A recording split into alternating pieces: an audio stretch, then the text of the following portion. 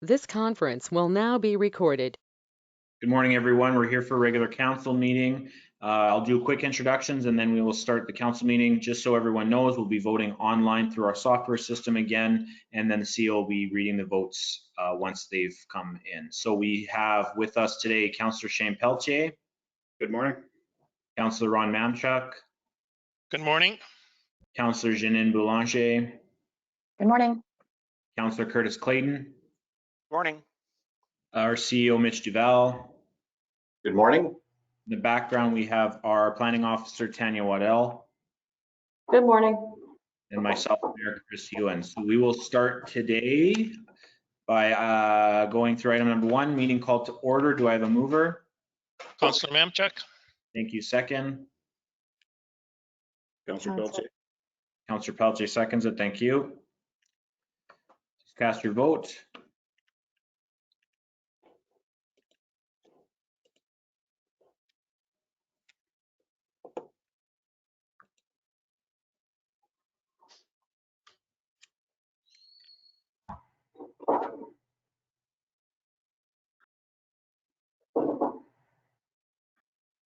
Oh, I think we have a technical difficulty. Is no one's vote getting updated, Mr. CEO? I have nothing coming up on screen. Okay, so we will do this verbally for today because I don't want to waste time. All those in favor, please raise your hand. Okay, thank you. Moving on to, so we'll open the meeting at 9:02 a.m. Mr. CEO, they were all in favor, just so you know. The way we'll do this, because we have a technical difficulty, I'll just do a quick change. I'll just ask if there's anyone opposed. If no one speaks, we'll take it as in favor if council's okay with that for the rest of the meeting. Sounds good. Okay, thank you. So moving on to item number 2, adoption of the agenda. Do I have a mover? Councillor Clayton. Thank you. Second. Councillor Boulanger. Thank you. Is there any changes or edits or discussion about the agenda? We've added readings for bylaw number 3-21, which is the waste management bylaw, as well as the tax levy bylaw 5-2021 because of the late arrival yesterday of the waste management levy, and I'll talk to that a little bit later. So we just slipped that in at the last minute.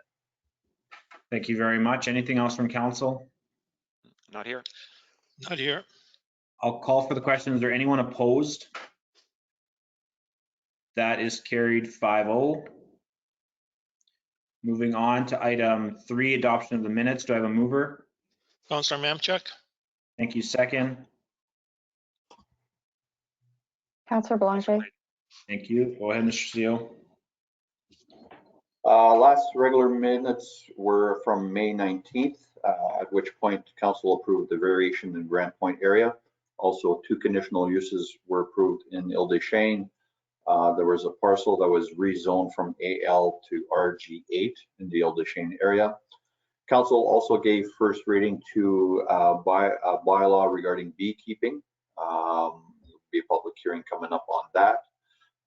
Council also approved a subdivision in the Grant Point area, also authorized Public Works to purchase a utility maintenance vehicle and an end trailer, as well as signing off on an agreement with the Town of Morris regarding a ladder truck. And last but not least, putting up some hydro lights in the Huron Creek residential area. Thank you very much. Is there any discussion or comments or edits to the minutes from council? No, not here. Okay. I'll call for the question. Is there anyone opposed? Seeing none, that is carried 5-0. Thank you. Moving on to item 4.1, accounts paid to be approved. Do I have a mover? Councillor Boulanger. Councillor Pelletier moves, second by Councillor Boulanger. We have batch 14923 in a total of $80,000. 2 big checks there are the post-time deposit for our digital sign, which is in the works, and also receiver general for $53,000. Those items are described in the CFO's report as well. Thank you. Is there any questions or comments from council? Not here. Not here. Okay, I'll call for the question. Is there anyone opposed? Seeing none, that's approved 5-0. Carried, sorry. 4.2, accounts not paid to be approved. Do I have a mover? Counselor Clayton? Counselor Mamchuk? Counselor Minchuk seconds, thank you. We have batch 14931, total 448,000. Again, over here, the big ticket item is our insurance renewal program at 262,000. We have the municipal employees benefits of 46,000, region construction for the Grant Point Clubhouse project at 52,000, and some fencing, protective fencing that was part of the recreation plan at 16,200. The CFO also breaks it down per capital projects and percentage of total of the batch. Thank you very much. Is there any comments or questions from council? I just want to make a comment Not here. about the Grand Point charge. That's most of it was for holdback release for the work that has been done. We're still waiting patiently. Thank you, I appreciate that. Anything else from council? Not here. Okay, I'll call for the question. Anyone opposed? Seeing none, that's carried 5-0. Thank you. Moving on to 4.2.1, council indemnities. Do I have a mover? Counselor Mamchuk? Councillor Mamchuk move, second. Councillor Blanchet.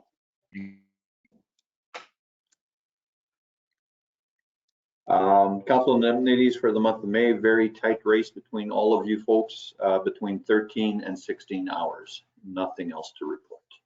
Perfect, thank you. Bit of a slow month, but again, I think online meetings are helping with that, so keeps the ratepayers happy to some extent. Any other questions or comments? Not here. Okay, seeing none, I'll call for the question. Anyone opposed? None opposed, that's a carried 5-0, thank you. Moving on to 4.3, payroll to be approved. Do I have a mover? Councillor Blanchet. Thank you. Counselor Clayton? Thank you. We have payroll 11, which runs from May 9th to the 22nd. Just one little area that popped out at me, and I got clarification from our Public Works department regarding the overtime hours that were spent. We had 2 employees that had 15 hours and 30 hours. So in checking with Public Works, one of the personnel there was busy with the hauling of gravel run and doing the railway approaches. Usually it takes 7 to 8 contractors to do that, so he's been working on his own to get that done. Also stockpiling limestone for capital projects that are coming up. The other employee is basically working by himself 7 days a week because the other person is on leave right now due to injury and awaiting surgery. So that's why those hours are reflective there. Otherwise, I have nothing else to report. Thank you very much. Is there any comments from council? Not here. Okay, I'll call for the question. Anyone opposed? None opposed, that is carried 5-0. We seem to have 6 minutes before the delegation unless everyone is online. Everyone is here. Okay, I think it's Mrs. Roscoe's. Christine, are you there? Yeah. Hi, yes, I am here. Did you want to go now or did you want to wait 6 more minutes? I'm ready to go now if you're ready to go. Yeah, if council would entertain starting early, then I guess we will we'll begin. The floor is yours. Okay, excellent. I'm just going to share my screen here. I've got a PowerPoint presentation.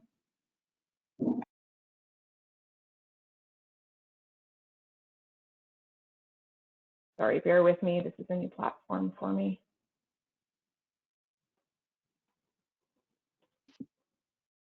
Can you see the presentation? Yeah, looks good. Okay. Good morning. My name is Christine Roscus, and I am a school trustee in Ward 2 of the Seine River School Division. I represent the constituents of our communities in Lorette, Ile-des-Chênes, and St. Adolphe. With me this morning is Wendy Bloomfield, who is a trustee in Ward 1, and that is the communities of LaSalle and St. Norbert. Thank you very much for hearing our delegation this morning. About a month and a half ago, we hosted a town hall meeting at which time we had invited councillors throughout the municipalities where our schools reside. And it was at that time that it was suggested that we approach each individual council and present our concerns. And so that is why I'm here. On March the 15th, the Minister of Education, Cliff Cullen, introduced the second reading of Bill 64, which is the Education Modernization Act.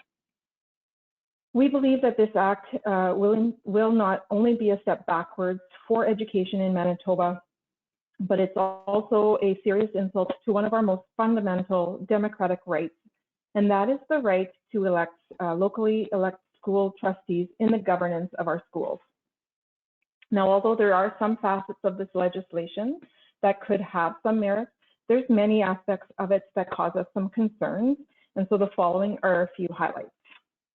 So Bill 64 essentially is going to abolish 36 school divisions. So currently the governance model is there are 37 school divisions in Manitoba with 297 elected trustees. Effective enactment of this legislation, which could come as early as November of 2021, there will no longer be elected school boards in Manitoba, other than the DSFM, who will still be able to elect their school trustees, as they have minority language rights protection under the Charter of Rights. However, they will not have independent decision-making authority. The new governance model that is being proposed will include the Provincial Education Authority, which their members are going to be appointed by Cabinet. The PEA will consist of 6 to 11 members who will then appoint a CEO, and they will be responsible for all decisions related to education for all 690 public schools throughout Manitoba. Throughout Manitoba, there will be 15 regions that are going to be established under the PEA, and each region will have a director of education. So I think it's important to note here that nowhere in the legislation does it specify that the director of education is required to have a background in education. And that is significantly different than the system that we have in place now with our superintendent, as the superintendent that we have has been hired through, was a teacher in our school, in the school system, he worked his way through and has that very important education background as he works closely with all the schools in his division to ensure the needs are met and clinical services are provided. So currently the Seine River is going to remain as a region as our boundaries have not changed, and the current 15 schools that make up our division are encompassed in this proposed region. Again, it's important to note that that can be changed throughout the years, as there's nothing that prevents them from changing the regions. Each region or each school will have volunteer school communities established that will be replacing what is currently known as our Parent Advisory Council. And then from each school council, so we have 15 schools, so there'll be 15 school community councils, and from those 15 councils, one parent is going to be elected to represent on the Provincial Advisory Council on Education. So from the 15 regions throughout Manitoba, the Provincial Advisory Council will have 15 members, plus the DSFM will have 1 seat at the table. So for a total of 16 members. The Provincial Advisory Council on Education is going to act as an advisory to the Minister of Education, but will not have any decision-making authority. 2 members of the Provincial Advisory Council will be appointed to the Provincial Education Authority. Here are a few things that Bill 64 will not do. So it will not ensure local decision-making. So for example, in Seine River, we have a number of decisions that our board has made over the years that have come from discussions from our communities. One of those being Kids at Play. So that is our kindergarten aged program where children attend school on a full-time basis. The difference between our program and other programs is that Half their day is spent with a teacher who focuses on curriculum, and the other half of their day is spent with an early childhood educator who focuses on the social and emotional development and learning through play. So this has been very successful in helping to ensure that our youngest students are ready to start and learn and read in grade 1. Another decision that was made at the board table is transportation. So currently legislation, provincial requirement is that anyone who lives 1.6 kilometers away from the school and further is eligible for transportation services to the school. We've increased that for our youngest students. So kids from kindergarten to grade 4, we provide busing to them from 0.8 to 1.6. And we've done this for many years as it addresses many of the safety concerns that we have in our communities. So we have some of our communities that have major highways, railroad tracks, and pipelines. And so to address those dangerous aspects, we've provided transportation. We pay for band instruments where band is compulsory. So from grades 6 to 8 in most of our schools, that band program is compulsory. We now cover those costs. We've also removed student fees for outings and to include transportations and admissions.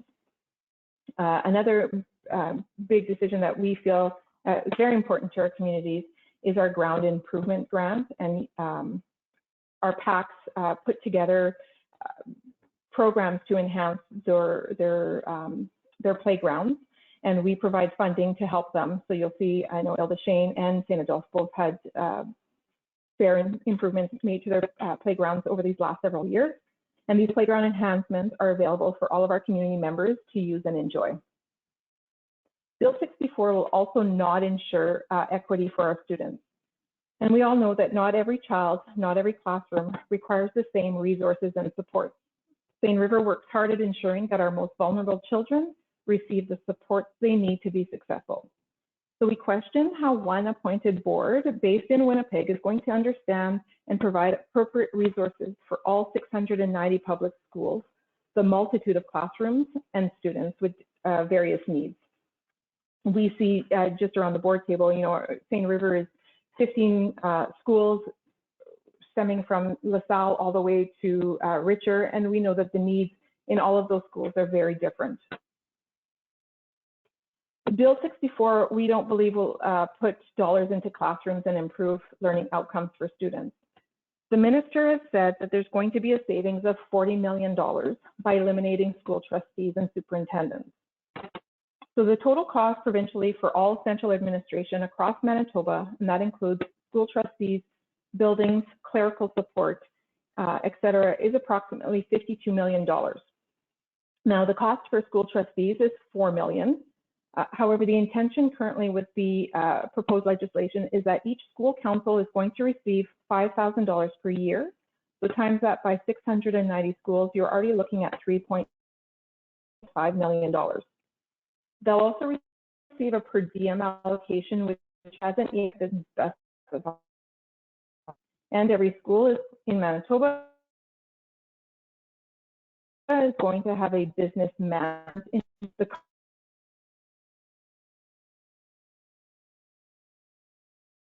which have not yet been determined. So we wonder just how much is going to be left to trickle down to all of the class 600. The cost savings of $40 million that's going to come from the central administration budget line, but those new costs are going to be transferred to the school budget line. So it reminds us a bit of a smoke and mirrors concept. We don't believe that there's going to be any more savings, and it's actually going to cost more, and there'll be less support for frontline staff.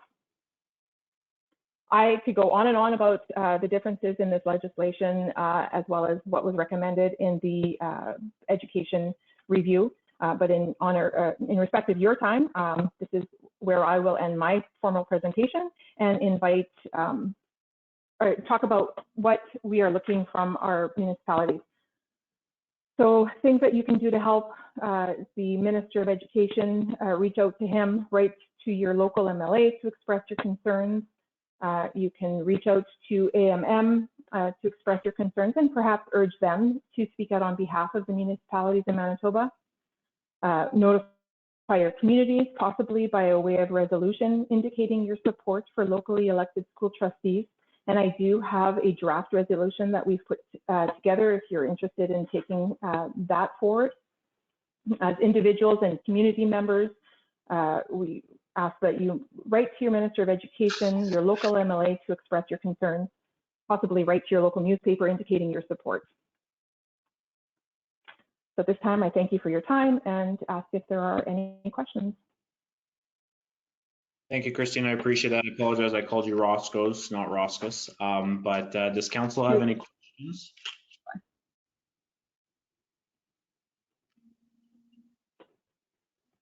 Nothing from council? I guess I just have one quick question, and maybe I should already know this, but for the schools that are in our municipality, outside of the DSFM, how many schools would we have in the other school division? Do we know? Is it St. Adolphe? Yeah, I think just two, right? Ile des Chênes and St. Adolphe. You would have, Ile des Chênes and St. Adolphe are part of St. River. Then you have Niverville, which would be Hanover. I am not familiar with your boundaries, so I'm not sure what other division. No, yeah, that's okay. I think that's. Yeah, and the high schools, I know a little bit about it. And the high schools that our students go to, if they don't go to DSFM, are St. Norbert, I believe, and Collegiate at Collegiate. So. Okay. Yeah. That's right. Anything else from council? I'm just curious, Christine, how many councils have you gone to so far? I myself have presented to the RM of Taché. We have a meeting set up in Le Brocquerie for, I believe it's next month. Piney. I can jump in. Yeah, we also have presented to the RM of St. Anne, and we've currently got meetings scheduled for McDonald, Reynolds, Piney, Le Brocquerie, and the town of St. Anne. And we're in the process of setting up a meeting with Springfield. Okay. Just for curiosity, I will say, you know, as AMM Vice President, we did discuss this a little bit. We haven't made any decisions or whatnot, but it was at the table last week when we had our meeting. So it's good to see that the word is getting around, and I guess council will discuss this offline and see what position or next steps we would like to take, if any, and we'll be in touch. I actually do have a question. Yeah, go ahead. Just regarding so they're going to establish a PACE, a Provincial Advisory Council on Education, and that's the volunteer. Is that part of the volunteer committee that they're going to be putting together? Yes, PACE will be Correct. one representative from each region will be elected from the region to sit on PACE, and there's two people from PACE which will be appointed, we're not sure how, to the Provincial Education Authority, which is the decision-making body, but they will be volunteers. Okay, so you still will have some sort of representation, I guess, but it's not as strong as the PAC committees have been, is what I'm understanding, right? At this point, it's really hard to say what kind of, I guess, clout the PACs will have. I mean, we feel that we've got pretty good relationships with all of our PACs in St. River. We don't have a PAC in every school. A lot of schools really struggle to get parents involved. So that's another area of concern, is that when these committees are mandated, where exactly are the volunteers going to come from? Because the schools do struggle with getting people. Lots of parents are involved in working 2 and 3 jobs sometimes, and trying to just make ends meet. So to be able to devote extra time to PACs is really concerning when we don't have enough volunteers. So right now, if you don't have the PACs in schools, you obviously depend on on your school board to manage the needs of the division, right? Well, I mean, the school board manages all of the decisions. We rely on the PACs to be sort of the eyes and ears and to provide a liaison to the board, and a number of the decisions that Christine outlined in one of the earlier slides came through discussions with PACs. Our trustees regularly attend PAC meetings. And so, for example, the concern about band instruments in compulsory band, that came from PACs to the board, and the board listened to those concerns and made a decision. Okay. You can still have PACs, so obviously you would still be able to carry those on so that maybe the local, just at a more local level, I guess, right? Yeah, and there will be no place for the PACs to go within the region. They will have to go to the provincial advisory committee because there will not be any school boards. Yeah, right. Okay, that's what I was confused about, so that clears it up. Thank you. Perfect. Thank you, Councillor Blanchet. Any final comments or questions? No, seeing none. I do appreciate both your time here today. And again, if you have anything else to send our way, please feel free to do so, and I'm sure we'll be in touch.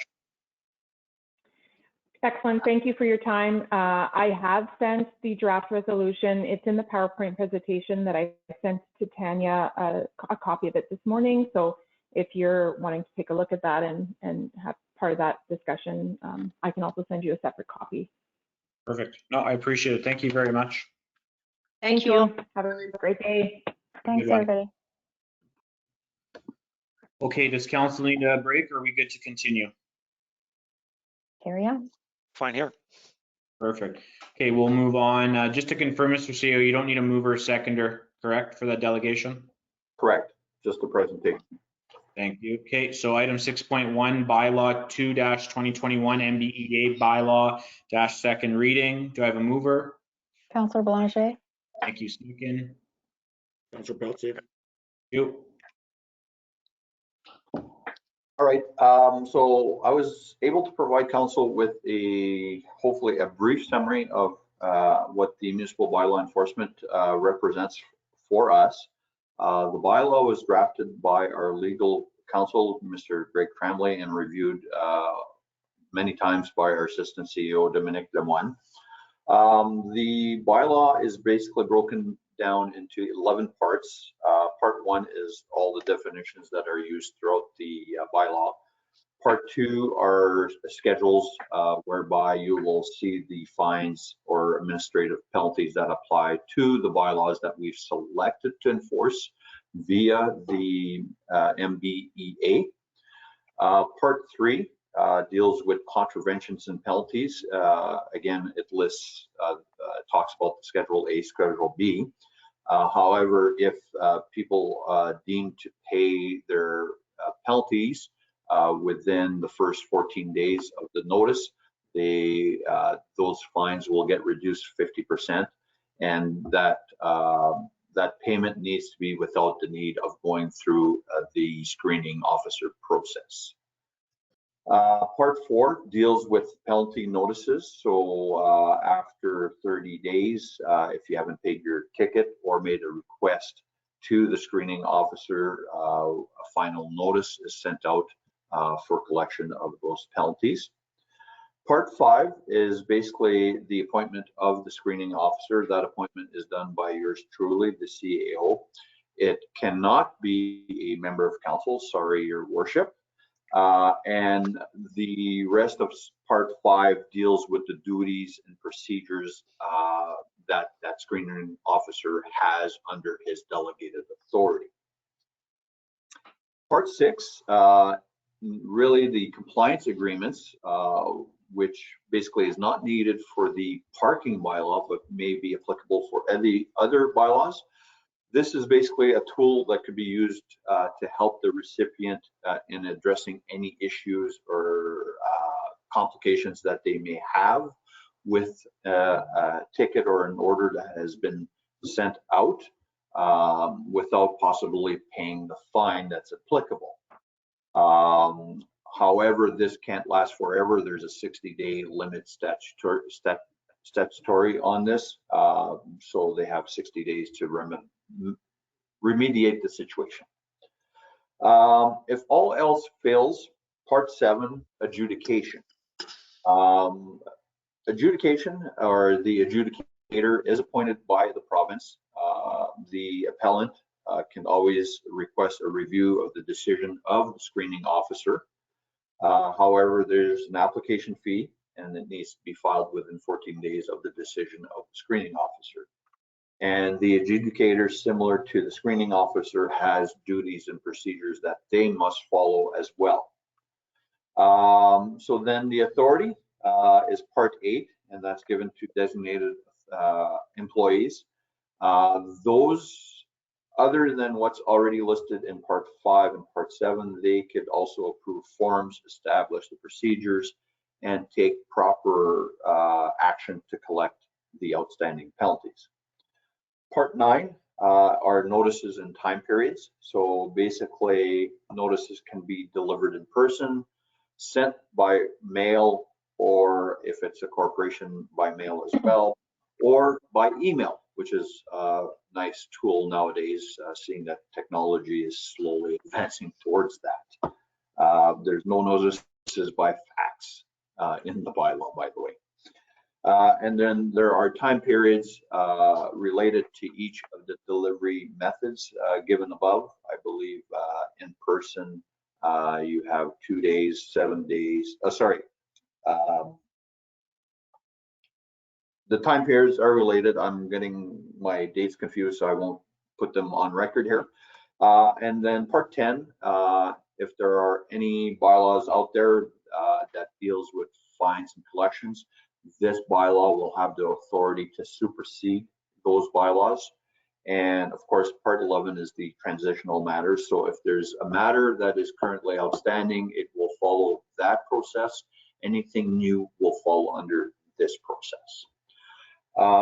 Yet to be done is the Part 5 is finding that screening officer. I do have a lead on that person, so I will contact them in the near future to try to get that done, as well as for parking and offense notices. We still have to come up with a booklet for that purpose. So we'll work with the printers and come up with something on that regards. So in a nutshell, that's what the MBEA has to offer. Any questions?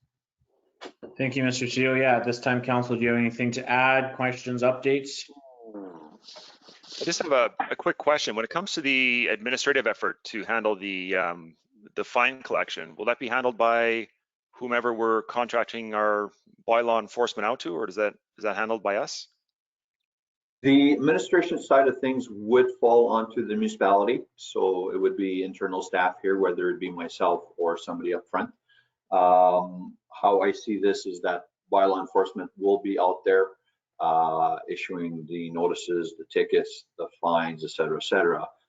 It will then be up to administration to collect those fines, ensure that there's follow-up. If there's a screening officer, then we need to set up appointments and dates, all of that stuff. So it's going to be a work in progress. I think once we have rhythm to the process, we'll be able to handle it smoothly. Mr. CEO, is this going to be a full-time position or as required? The screening officer will be as required. Again, as we move forward, we always want to try to educate the public as best as we can. I think we'll work with the bylaw enforcement to issue warnings to work with the public. But at a certain point in time, there are some that are maybe we get tired of issuing warnings, and then we will have to actually find those people. I have a question about like you mentioned follow-up. You know, there's going to be the odd person, they'll just be stubborn. I'm not paying it. You can't make me pay it. What is the legal ramifications for that? Yeah, so basically, I believe for matters that deal with parking, registered vehicles, I think we go through MPI, Yeah. basically having a plate there. It may not be the owner of the vehicle that's responsible for the infractions, just like red light cameras. I know I've had one with not my vehicle and that didn't go well. Otherwise, if it's related to the property, then I believe we have the rights to add those fines to the taxes. If To the they're taxes, exempt. okay. So one way or another, we'll Mhm. see collection. Okay. It basically avoids having to go through the courts and the Provincial Offences Act, which it's dealing through the courts, very time consuming, very lengthy, and at the end of the day, is it really worth the pain? So. Mhm. Okay, thank you. That's everything? Yes. Okay, council, I'll get you to cast your vote. We'll be doing it as we were before. Although any opposed? Seeing none, that is carried 5-0. Thank you. Moving on to 6.2, bylaw 2-2021-MBEA bylaw third reading. Do I have a mover? Councillor Councillor Clayton. Mamchuk. Thank you. Councillor Mamchuk moves, second by Councillor Clayton. Nothing to add. Thank you. Any final comments? No. Okay, we'll vote again. Any opposed? Seeing none, that is carried 5-0. Thank you. Moving on to 6.3, bylaw 3-2021 waste management levy second reading. Do I have a mover? Councillor Pelletier. Thank you. Second. Councillor Clayton. Thank you.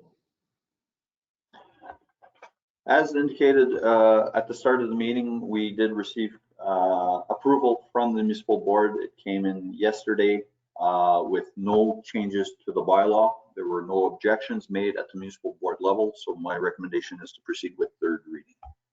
Thank you very much. Any questions or comments from council?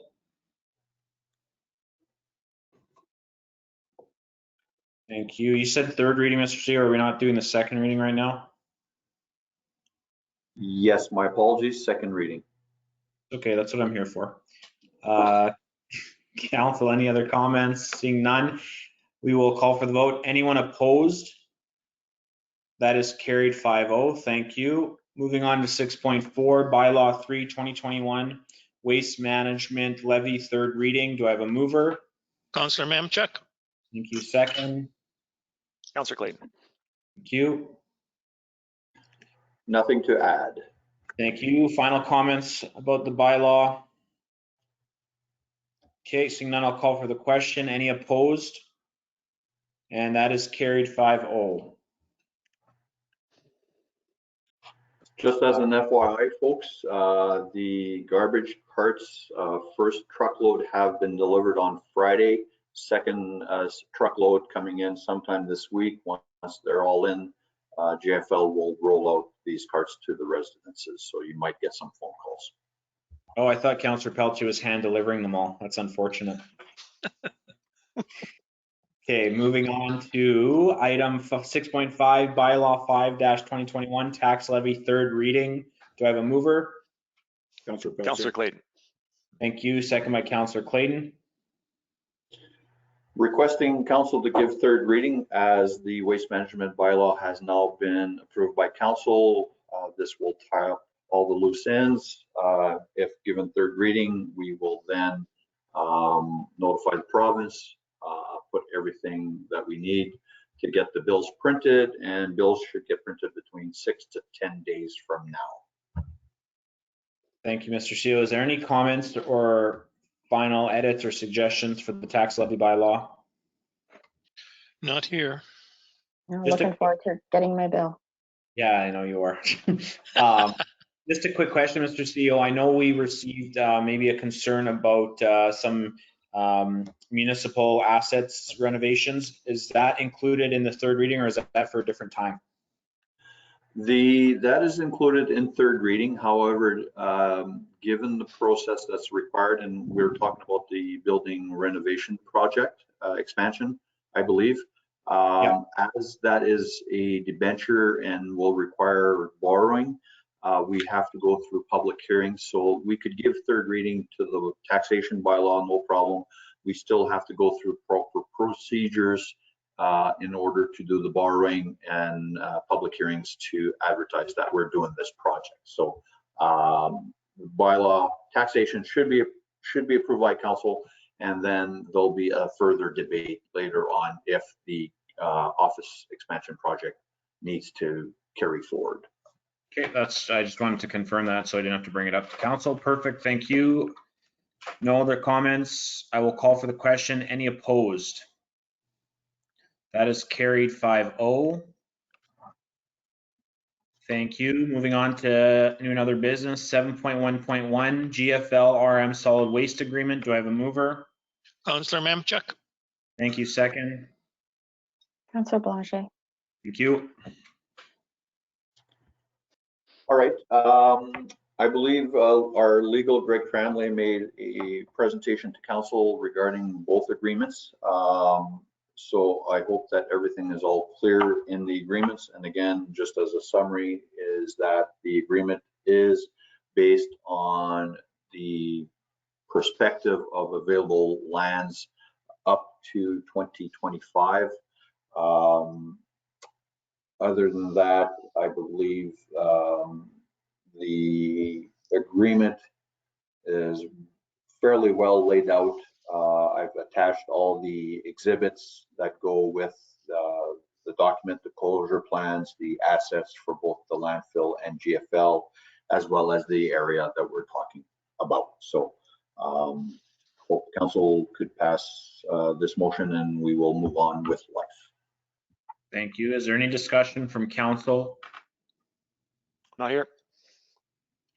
Just thank staff and legal for working on this one for, I think since the beginning of our term. Yeah. Good work, yes.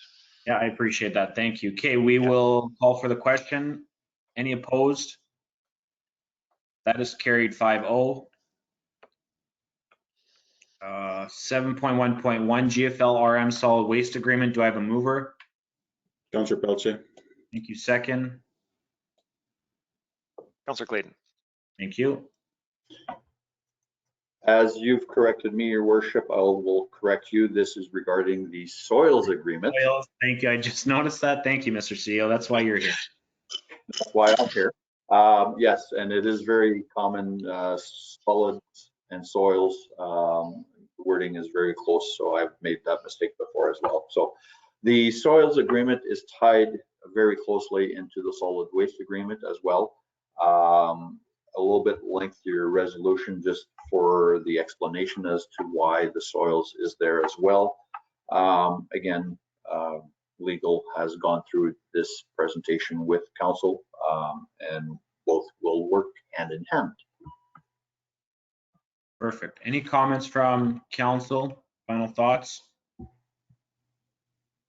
Okay, so just to be clear, it's 7.1.2, the soils agreement we're voting on. I will call for the question. Any opposed?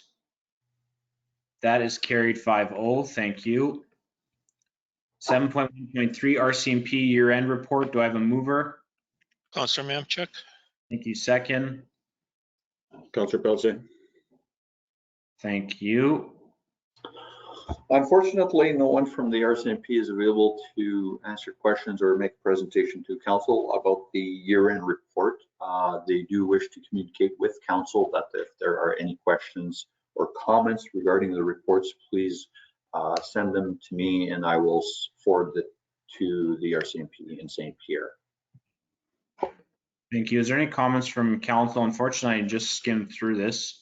Looks like crime was up in general. Yeah. Yeah, I would recommend, and I think council wishes this as well, that there is always a representative from the RCMP. So if we had to delay it till the next month, that's fine. But given the fact that we barely asked for their attention or time, they could show up to a meeting, and you can relay that from myself, please. Thank you. If council agrees. I 100% agree. Yep. Yes. And then Mr. CEO, I'm just wondering, does the report like this have to come up for mover and seconder, or is this just for information? I don't know how that works. We've put it on the docket as a resolution. That is up to council if they want to receive it as presented or just pass a resolution saying that they've acknowledged receipt of it. Either or is fine. Yeah, no, I'm just curious. No, we'll continue as is, but yeah, I would like to still speak with the RCMP member when available, and that can just, we can move on to the next month, waiting for them to present with the information. But seeing they're not here today, we'll continue on. I will call for the question. Anyone opposed? Okay, that is carried 5-0. 7.1.4 988 suicide prevention hotline. Do I have a mover? Councillor Councillor Clayton. Mamchuk. Councillor Clayton moves, second by Councillor Mamchuk. This is a letter or initiative that we've received from our local member of parliament, Mr. Ted Falk, regarding suicide prevention, trying to cope with mental illness that is out there as well. I believe this is a very good initiative being brought forward, and I guess they, as member of parliament, are seeking council's support regarding this project. Thank you. Yeah, I'll open up to council. I know there was a lot of positive feedback when you emailed this out. Council, do you have anything to add? It's a great idea. Yeah. Yeah. Okay. Perfect. 100%. Thank you. I'll call for the question. Anyone opposed? Seeing none, that is carried 5-0. 7.1.5 support for Cheyenne Park Kubota mower engine. Do I have a mover? Councillor Councillor Mamchuk. Etha, all four of you, don't get so excited. I'll give it to Councillor Mamchuk and second by Councillor Belanger. I believe there was some communication with the director and council via email regarding this. Unfortunately, the mower at the Sanigath Park went kaput and we need to replace it. Yes, kaput is a technical term for done, finished. With council approval, we are looking at replacing that mower. Thank you. Is there any discussion from council? Well, Councillor it just looks Clayton, like sorry, it's just the motor, right, that they're replacing? I believe so, yes. Yeah, it seems like $8,400 for, yikes. What kind of a mower is this? You know, those pieces of equipment are expensive, I understand that, but what shape is the rest of the mower in if the motor, if the motor is the only thing that's gone, would be my only question. Unless our CAO wants to chime in, I know the riding tractor or the mowing tractor itself is only 5 years old. Oh, okay. And and it is, I believe it is just the motor. And you know, the Sanigath CDI is a not-for-profit. Some years they're more not-for-profit than others. So I know that if this moves forward, they'd greatly appreciate it. for sure. I think the cost of everything has gone up with the pandemic too. So this mower may have been $4,300 2 years ago. So, yeah, no, I was just questioning whether we should look at buying a new one, but if it's only 5 years old, then I guess it's just something had happened to the motor, obviously. Yeah, no, that's a good point. Mm-hmm. Any other questions? Okay, seeing none, I'll call for the question. Any opposed? None opposed, that is carried 5-0. And I think we are at 9, adjournment. Do I have a mover? Councillor Mamchuk. Councillor Belanger moves, second by Councillor Mamchuk. Any opposed wishing to stay online with me for the next 2 hours? I'm opposed to that. Yeah. I'll call for the question. Any in opposition? Seeing none, that is carried 5-0. We'll close the meeting at 9:50 a.m. Thank you very much for tuning in. Tanya, you can press stop.